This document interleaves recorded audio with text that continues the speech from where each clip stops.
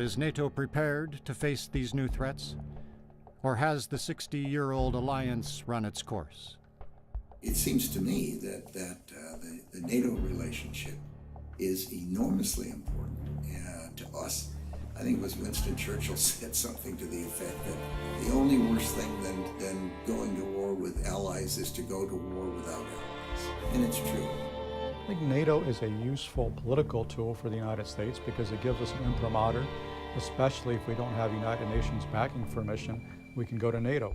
NATO is very relevant. There are still significant conventional warfare conflicts around the world, not only directly in the Europe/Eurasian space, but more broadly where NATO can play a role. Clearly the Europeans are going to spend less money on defense than they have historically. The US will spend not the same trajectory of positive increases in defense the way we have historically.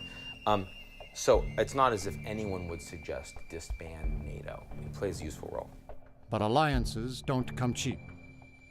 The U.S. contributes far more to NATO than any of its allies.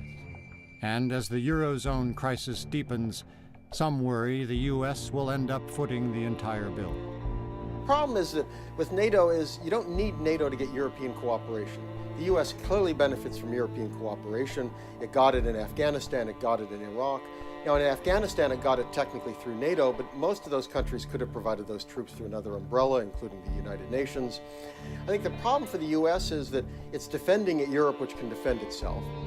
No alliance can continue to be robust and to play the role that it is intended to play unless it resources its rhetoric.